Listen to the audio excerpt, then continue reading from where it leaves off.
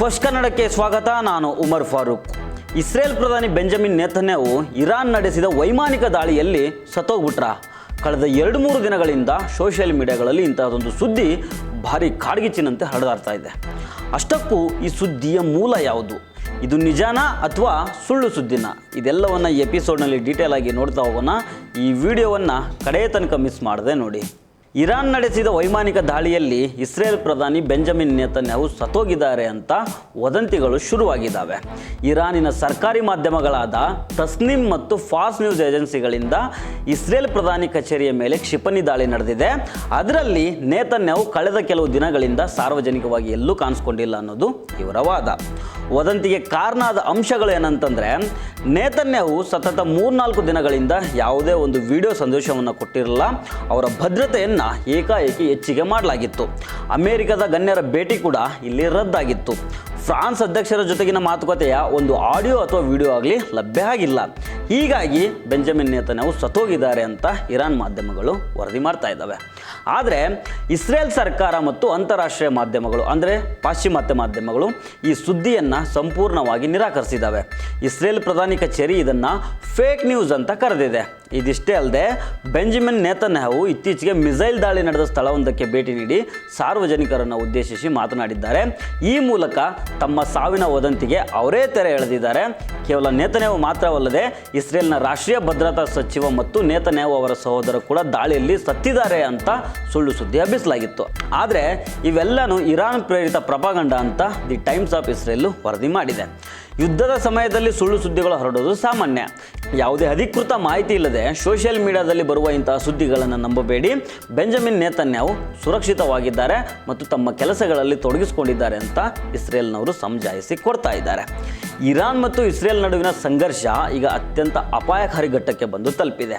ಇತ್ತೀಚೆಗಷ್ಟೇ ಇರಾನಿನ revolutionary guard commander ನೀಡಿರುವ ಒಂದು ಹೇಳಿಕೆ ಇಡೀ ವಿಶ್ವವನ್ನೇ ಬೆಚ್ಚಿ ಬೀಳಿಸ್ತಾ ಇದೆ.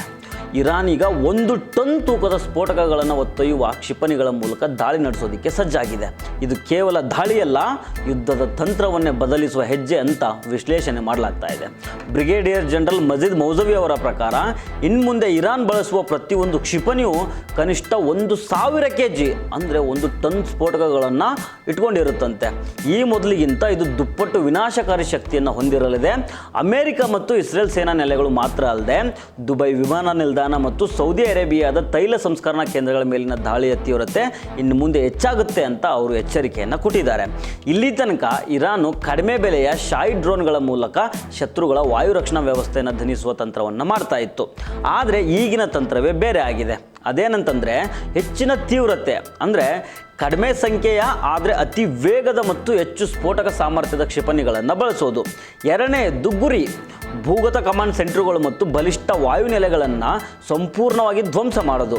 ಸರಳವಾಗಿ ಇದನ್ನು ಹೇಳಬೇಕಂದ್ರೆ ಇರಾನ್ ಈಗ ಯುದ್ಧದ ಲೆಕ್ಕಾಚಾರವನ್ನೇ ಬದಲು ಮಾಡ್ತಾ ಇದೆ. ಶತ್ರು ರಾಷ್ಟ್ರಗಳಿಗೆ ಇದು ದೊಡ್ಡ ತಲೆನೋವಾಗಿದೆ. ಯಾಕೆ ಗೊತ್ತಾ? ಇರಾನಿನ ಒಂದು ಡ್ರೋನ್ ಬೆಲೆ ಕೇವಲ $50,000. ಆದರೆ ಅದನ್ನು ನಾಶ ಮಾಡೋದಕ್ಕೆ ಬಳಸುವ ಅಮೆರಿಕದ ಪೇಟ್ರಿಯಟ್ ಕ್ಷಿಪಣಿಯ ಬೆಲೆ $40 ಲಕ್ಷ. ಇಸ್ರೇಲ್ನ ಆರೋ-3 ಕ್ಷಿಪಣಿಗೆ $30 ಲಕ್ಷ ಖರ್ಚಾಗ್ತದೆ. ಈಗ 1000 kg ಸ್ಫೋಟಕಗಳು ಬರೋದ್ರಿಂದ ಒಂದು ವೇಳೆ ಕ್ಷಿಪಣಿ ತಡೆಯೋದಕ್ಕೆ ವಿಫಲ ಆದರೆ ಅದರಿಂದ ಆಗುವ ಹಾನಿ ಡಬಲ್ ಆಗುತ್ತೆ. ಅಂದರೆ ರಕ್ಷಣಾ ವ್ಯವಸ್ಥೆ ಈಗ ಪ್ರತಿ ಕ್ಷಿಪಣಿಯನ್ನು ಹೊಡೆದುಡಿಸಬೇಕಾದ ಅನಿವಾರ್ಯತೆಗೆ ಸಿಲುಕಿದೆ. ಇರಾನು ಮಧ್ಯಪ್ರಾಚ್ಯದಲ್ಲಿ ಅತಿ ದೊಡ್ಡ ಕ್ಷಿಪಣಿ ಭಂಡಾರವನ್ನು ಹೊಂದ್ಕೊಂಡಿದೆ. ಆ ಭಂಡಾರವನ್ನು ನೋಡೋದಾದರೆ ಸೌಮಾರು 3000 ಕಿಲೋಮೀಟರ್ ದೂರ ಕ್ರಮಿಸಬಲ್ಲ ಕ್ಷಿಪಣಿ, ಸೆಜ್ಜಿಲ್ಲು 2000 ಕಿಲೋಮೀಟರ್ ದೂರದ ಗುರಿ ಮುಟ್ಟಬಲ್ಲದು. ಇನ್ನು ಖುರ್ರಮ್ ಶಹರ್ ಇದು 1800 kg ಸ್ಫೋಟಕಗಳನ್ನು ಹೊತ್ತೊಯ್ಯಬಲ್ಲದು ಮತ್ತು ರಾಡರ್ಗಳಿಗೆ ಸಿಗದಂತೆ ಪಥವನ್ನು ಬದಲಿಸುವ ಸಾಮರ್ಥ್ಯವನ್ನು ಹೊಂದಿದೆ. ಒಟ್ಟಿನಲ್ಲಿ ಇರಾನು ಸಂಖ್ಯೆಗಿಂತ ಸಾಮರ್ಥ್ಯಕ್ಕೆ ಆದ್ಯತೆಯನ್ನು ನೀಡ್ತಾ ಇದೆ. 1 ಟನ್ ತೂಕದ ಸ್ಫೋಟಕಗಳು ಯುದ್ಧ ಭೂಮಿಯಲ್ಲಿ ಅದೆಂಥ ಸಂಚಲನವನ್ನು ಮೂಡಿಸಲಿವೆ ಅನ್ನೋದನ್ನು ಕಾದು ನೋಡಬೇಕಾಗಿದೆ. ಈ ಬೆಳವಣಿಗೆಯ ಬಗ್ಗೆ ನಿಮ್ಮ ಅಭಿಪ್ರಾಯ ಏನು ಅನ್ನೋದನ್ನು ಕಮೆಂಟ್ ಮಾಡಿ ತಿಳಿಸಿ. ನಮಸ್ಕಾರ.